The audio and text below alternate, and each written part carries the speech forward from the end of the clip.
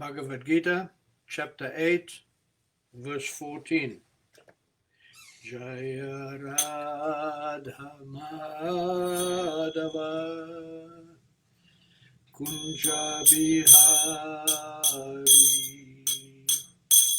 Jaya Radha Madhava Kunja Bihari Jaya Gopi Jana Vallabha Girivaradhari Jaya Gopi Jana Vallabha Girivaradhari Yashodanandana Braja Jana Ranjana Yashodanandana Braja Jana Ranjana Jamuna Tira Vanachari Jamuna Tira Vanachari Jaya Radha Madhava Kunja Bihari Jaya Radha Madhava Kunja Bihari Jaya Gopi Jana Vallabha Girivaradhari Jaya Gopi Jana Vallabha Girivaradhari Yashodanandana Braja Jana Ranjana Yashodanandana Braja Jana Ranjana Jamuna Tira Vanachari Jamuna Tira Vanachari Jaya Radha Madhava Kunja Bihari Jaya Radha Madhava Kunja Bihari Gopi Jana Vallabha Girivaradhari Jaya Gopi Jana Vallabha Girivaradhari Yashodanandana Braja Jana Ranjana Yashodanandana Braja Jana Ranjana Jamuna Tira Vanachari Jamuna Tira Vanachari Jaya Radha Madhava Kunja Bihari Jaya Radha Madhava Kunja Bihari Jayam Vishnupada Paramahamsa Parivrajagacharya Stotara Sata Shri Srimad A.C. Bhaktivedanta Swami Srila Prabhupada Ki Jai Ananta Koti Vaishnava Vrinda Ki Jai Namacharya Srila Haridas Thakur Ki Jai Premsa Kaho Shri Krishna Chaitanya Prabhu Nityananda Shri Advaita Gadadara Shri Vasadi Gaura Bhaktivinoda Ki Jai Shri Shri Radha Krishna Gopa Gopinatha Shyama Kunda Radha Kunda Giri Govardhan Ki Jai Vrindavan Mathura Dham Ki Jai Navadip Mayapur Dham Ki Jai Jamuna Mai ki jai, Ganga Mai ki jai, Bhakti Devi ki jai, Tulsi Devi ki jai, Samaveta Bhaktavrinda ki jai. All glories to the assembled devotees. All glories to the assembled devotees. All glories to the assembled devotees. Bhagavad Gita, chapter 8, verse number 14. Ananya cheta shatatam yomam smarati nityasaha tasyaham sulabha partha nityayuktasya yoginaha. Ananya cheta shatatam yomam smarati nityasaha tasyaham sulabha partha nityayuktasya yoginaha. Ananya cheta satatam yomam smarati nityasa tasyaham sulabha partha nityayuktasya yoginaha. Ananya cheta satatam yomam smarati nityasa tasyaham sulabha partha nityayuktasya yoginaha.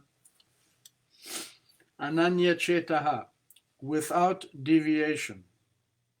Satatam, always. Ya, anyone. Mam, me, Krishna. Smarati, remembers. Nityasaha, regularly. Tasya, to him. Aham, I am. Shulabha, very easy to achieve. Partha, O son of Pritha. Nitya, regularly. Yuktasya, engage. Yoginaha, of the devotee. Translation and purport by Srila Prabhupada.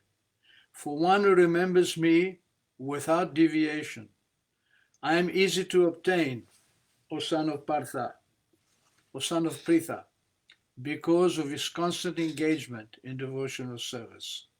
Purport. In this verse, the bhakti yoga of the unalloyed devotees of the Supreme Lord is described. The preceding verses mention 4 different kinds of devotees: the distressed, the inquisitive, those who seek material gain, and the speculative philosophers. Different processes of liberation from material entanglement have also been described: karma yoga, jnana yoga, and hatha yoga. But here, the bhakti yoga, without any mixture of these, is mentioned. In bhakti yoga, the devotee desires nothing but Krishna. The pure bhakti devotee does not desire promotion to the heavenly planets, nor does he seek salvation or liberation from material entanglement. A pure devotee does not desire anything. In the Chaitanya Charitamrita, the pure devotee is called Nishkama, which means one who has no desire for self-interest. Perfect peace belongs to him alone, not to them who strive for personal gain.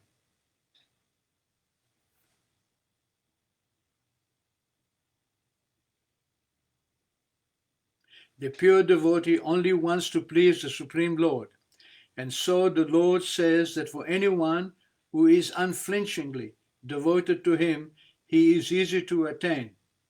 The devotee can render service to any of the transcendental forms of the Supreme Lord, and he meets with none of the problems that plague the practitioners of other yogas. Bhakti yoga is very simple and pure and easy to perform.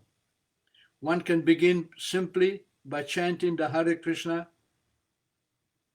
mantra. Krishna is very merciful to those who engage in his service, and he helps in various ways that devotee who is fully surrendered unto him, so he can understand him as he is. The Lord gives such a devotee sufficient intelligence so that ultimately the devotee can attain him in the spiritual kingdom. The special qualification of the pure devotee is that he is always thinking of Krishna without consideration of time or place. There should be no impediments. He should be able to carry out his service anywhere and at any time. Some say that the devotee should remain in holy places like Vrindavan or some holy town where Krishna, where the Lord has lived. But a pure devotee can live anywhere and create the atmosphere of Vrindavan by his devotional service. It was Sri Advaita who told Lord Chaitanya, "Wherever you are, O Lord, there is Vrindavan." A pure devotee constantly remembers Krishna and meditates upon him. These are the qualifications of the pure devotee for whom the Lord is most easily attainable. Bhakti Yoga is the system that the Gita recommends above all others. Generally, the Bhakti yogis are engaged in 5 different ways. 1. Shanta Bhakta, engaged in devotional service in neutrality. 2. Dasya Bhakta, engaged in devotional service as a servant. 3. Shakya Bhakta, engaged as a friend. 4. Vatsalya Bhakta, engaged as a parent. And 5. Madhurya Bhakta, engaged as a conjugal lover of the Supreme Lord. In any of these ways, the pure devotee is always constantly engaged in the transcendental loving service of the Supreme Lord and cannot forget the Supreme Lord. And so for him, the Lord is easily attained. A pure devotee cannot forget the Supreme Lord for a moment. And similarly, the Supreme Lord cannot forget his pure devotee for a moment. This is the great blessing of the Krishna consciousness process of chanting the Maha Mantra, Hare Krishna.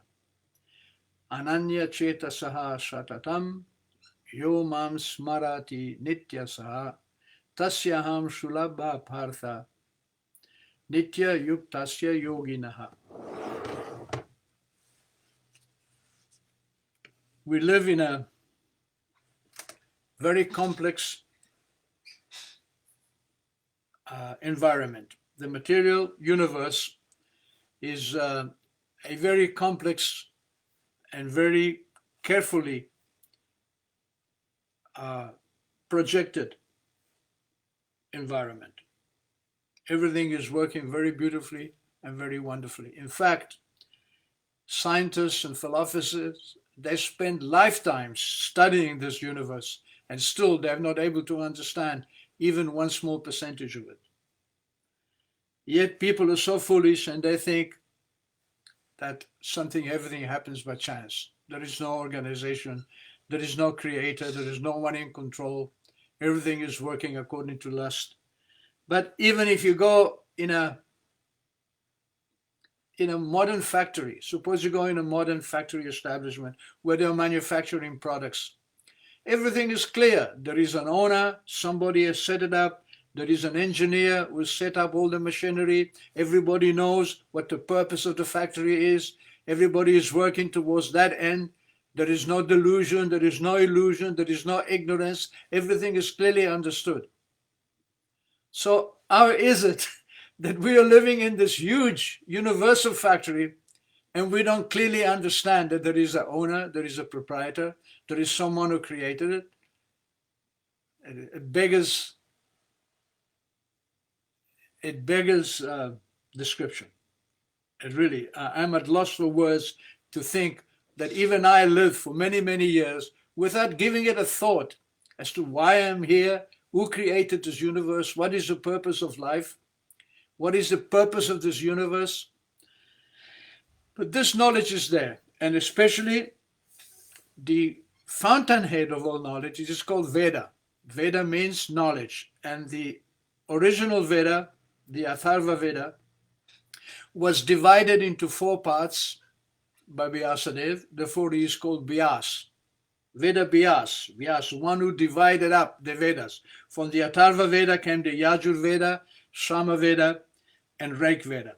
Then from that Veda, Vyasadeva wrote the 108 Upanishads. He condensed all the knowledge of the Upanishads into the Vedanta Sutra.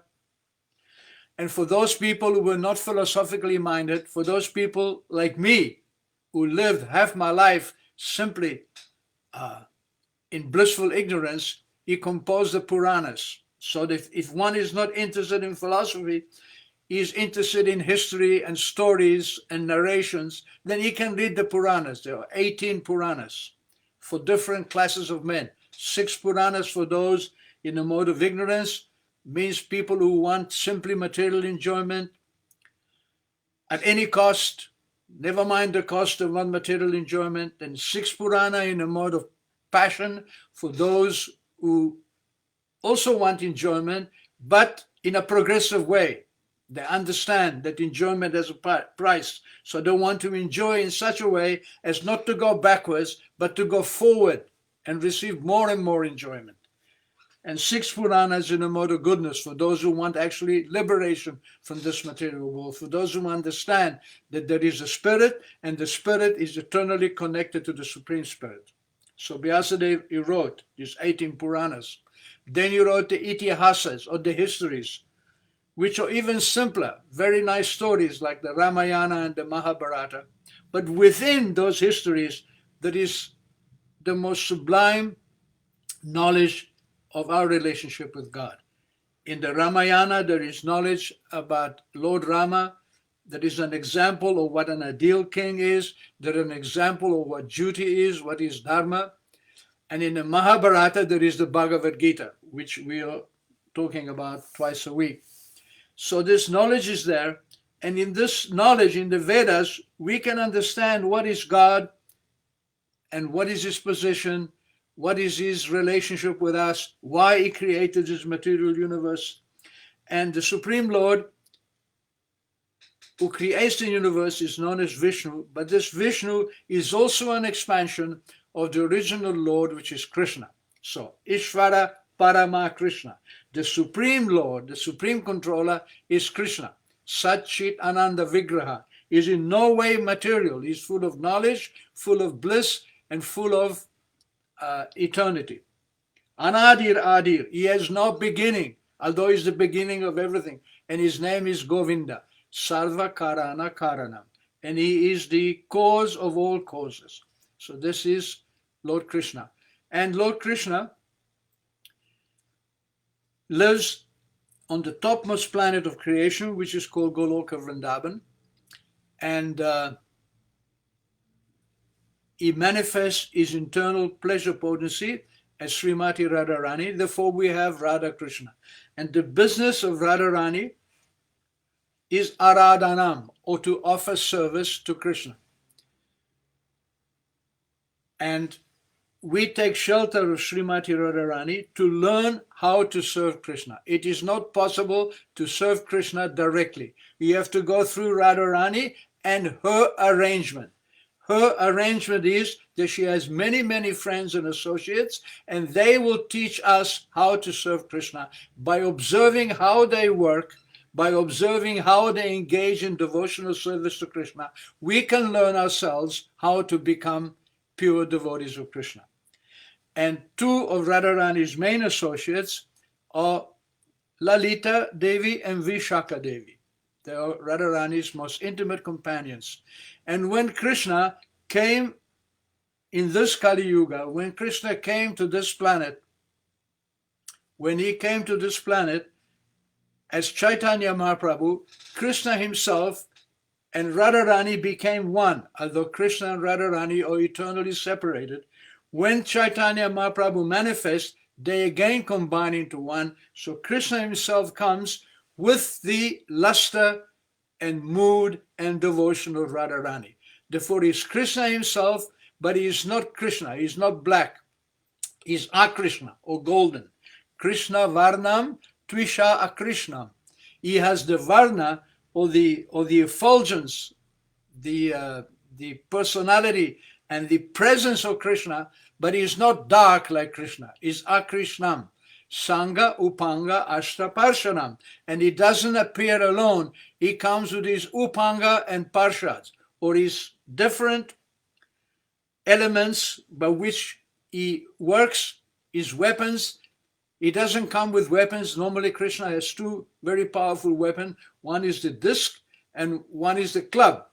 But when he comes as Chaitanya Mahaprabhu, he brings his associates, his parshad, and they are considered his weapons. In other words, he uses his associates to fight against the illusion. Instead of rather using his weapons, he uses the power of his associate. Yajna Sankirtanai Prayar, and he performs the sacrifice of Sankirtan, Yajanti hi Sumedashaha. And those who are intelligent, those who are Sumeda, who have some brains, they worship him. This is the great gift of Chaitanya Mahaprabhu. And although he came in India, by his mercy, by his desire, now Krishna consciousness is spread all over the planet. There is no city on this planet where there is no Krishna consciousness activity going on. So Krishna is in the heart and he monitors our desire. And when he sees that we have some interest in him, he makes arrangement for us to understand him. And this is a special benediction given by Chaitanya Mahaprabhu 500 years ago. This is the Mahan Guna, the great quality that Krishna, out of his sweet consideration, out of his mercy, he decides that for a long time I have not given my mercy to the living entities in illusion in the material world. So let me go there and implement the Sankirtan movement. Let me give myself to them, even though they may not be qualified or may not be interested. So Lord Chaitanya's two associates, Lalita and Vishaka, appeared as Swarup Damodar and Ramananda Rai.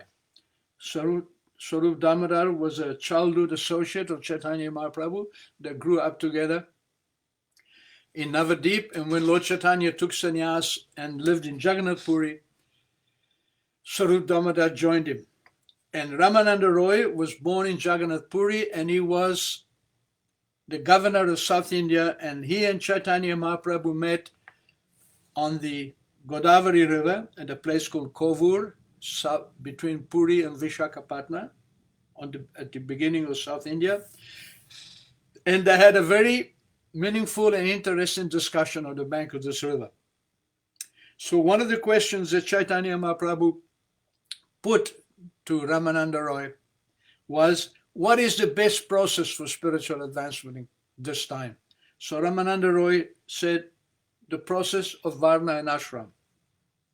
And Lord Chaitanya said, yes, that's good, but it is external, because one may identify with his position within the Varna Ashrama as a Brahmana, as a Kshatriya, as a Vaishya, as a Brahmachari, as a Grihastha, as a Vanaprastha sannyas, and so on.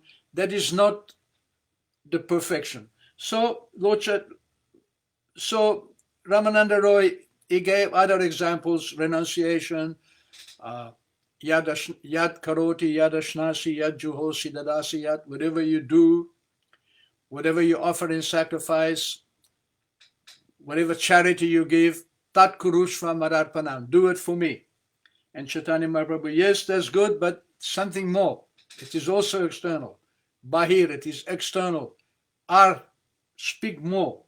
Then Ramananda said, well, giving up everything for the pleasure of Krishna, Sarva Dharma, Parijjaja, that is a perfection. Mahaprabhu said, yes, that is good, but it is not perfection, because one has to know Krishna perfectly before he can fully surrender. So if you know something better, go on.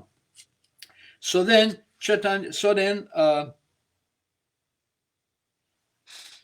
Ramananda Roy quoted a verse from the 10th canto of Srimad Bhagavatam, when Lord Brahma was speaking to Lord Krishna. Jnane prayashan udapasya namamta eva. That if one wants to achieve perfection, he should give up speculating about the nature of God. Give up thinking about Brahman, Paramatma. Give up thinking about becoming one with God or merging with God. Give up speculating and approach someone who knows God, someone who is a Bhagavata Uttama, supreme devotee, and listen to his instructions, and then you can know God. And Lord Chaitanya said, yes, that is a perfection. Therefore, our connection with Krishna is through our spiritual master, Srila Prabhupada. He has given us the knowledge of Bhagavatam. He has taken the essence of knowledge, the essence of the Vedas, and he has taught us to become free from any external desire. He has taught us to focus directly onto Krishna and nothing else. And that is also the instruction of Chaitanya Mahaprabhu. Krishna Bhakta Naishkam Ataheva Shanta. Everybody wants to become Shanta. Everybody wants to become peaceful. So Mahaprabhu said, you can only become peaceful when you're free from material desires. If you have material desires, then you're not peaceful because those desires are not satisfied. The problem with material desires is that when you satisfy one desire, another desire appears, and another desire, and another. There is no end. But a Krishna Bhakta is Naishkam. He has no material desire. Come good, come bad, it doesn't matter. Whether I am rich or whether I am poor, it doesn't matter. Manasa Deya Geya, Bhaktivinoda said, my mind, my house, everything I have, Yokichumur, whatever I may have, Arpilun Tua Pade. I'm simply bringing it to you, Nanda Kishore, my dear son of Nanda Maharaj. Shampade Vipade, Jivane Marane, Daimama Gela, Tuo Pada Bharane. Since I have accepted the position of your lotus feet, since I've surrendered everything at your lotus feet, whether I am in sampad, in prosperity, or vipad, in misery, jivana marana, whether I live or whether I die, daya mama gela, all my problems have been solved because I've taken shelter of your lotus feet. Therefore, Krishna Bhakta Naishkam. A Krishna Bhakta is free from lust, is free from material desires, Ata Eva Shanta. Therefore, he is peaceful. This is Chaitanya Mahaprabhu's instructions. They are not just instructions from anyone. These are directly the instructions from Krishna. Bhukti Mukti Siddhi Kami Ata Eva. Bhukti Mukti Siddhi Kami Sakali Ashanta. All of the others, those who are bhukti, who want material enjoyment, siddhi, who want perfection of yoga, they're all kami, they have desire. Ataeva, therefore, sakali ashanta, all of them are disturbed. So this is the process of devotional service taught us by Chaitanya Mahaprabhu. And it is reflected back in the Bhagavad Gita. Krishna says, Ananyas Chintayanto Mam. This is reflected in this verse. Ananya Cheta Satatam and Ananyas Chintayanto Mam means exactly the same thing. Anya means something else. Ananya means nothing else. Satatam, always. Chintayanto, thinking of me. Ye jana paryupasate. Those people who actually do this, those devotees who are able to think of me 24 hours a day, Tesham Nitya Biyuktamam Yoga Ksheman Vahamyam. I will bring everything they need. I will protect them 100%. Prabhupada told a nice story about this. There was in South India, there was a great acharya. His name was Arjuna Acharya. He was a very humble Brahmana, but very, very learned. And he was writing some notes on the Bhagavad Gita. And he came to this verse which says, Yoga Ksheman Vahamyaham. Aham means me. So Krishna is saying, I bring to my devotee everything he needs. So the Acharya thought, well, Krishna doesn't come himself. He arranges it through some other agent. This is how. So he wrote out the word. He scratched out the word in the Bhagavad Gita on the verse where Krishna says, Yoga Ksheman Vahamyaham. He lined out Aham. And then he put his book down and he went because it was noon. It was time for his midday bath. So he went to take his bath. While he was taking his bath, two young boys came to the door and called for the wife of the Brahmana. And they were carrying huge baskets full of the most wonderful prasadam. You know, they have these baskets which you carry on your shoulder with a bamboo pole and then two baskets. So you can, this is the system in India and in Southeast Asia. So both of these boys were overloaded. There was so much food, vegetables, ghee, rice, puris, flour, so many things. And the lady, she was surprised. She says, oh, so you're such young delicate boys that were only in the early teens, and you loaded down so much? He said, yes. He says, the Acharya, your husband, Arjuna Acharya, he has told us to come. And he has loaded us down. He says, oh, he says, he has loaded you down with so much weight, so much food. He's not so cruel. No, he's very cruel. See, and one boy, he turned and he showed his back. There was a line. You see, he has beaten me. And she was surprised. She says, my husband is such a gentle soul. He has beaten you? They said, yes. Anyhow, here is he has told us to bring you the lunch. Please enjoy. So she took the lunch and she ate the lunch. In the middle of eating, her husband comes back from the bath and he said, what is this? You're eating lunch before me, because normally the wife serves the husband and then she eats a lunch. So she said, well, you sent it. He said, I did. Yes, 2 young boys came and they brought of this lunch, this beautiful feast, this wonderful feast. And she said, they were loaded down so much. How can you be so cruel? They were just young boys. He said, really? He said, yes, and you beat them. One of them showed me on his back. And then he understood, oh, he says, Krishna and Balaram have come. And because I scratched out his name, I have hurt him. So Prabhupada tells the story that you have to take Krishna what he says directly. If he says, Yoga Kshemam Bahamyaham, Krishna brings you what you need. Do not be afraid. Do not think that if I become a devotee of Krishna, I will lack for something. You will lack for nothing.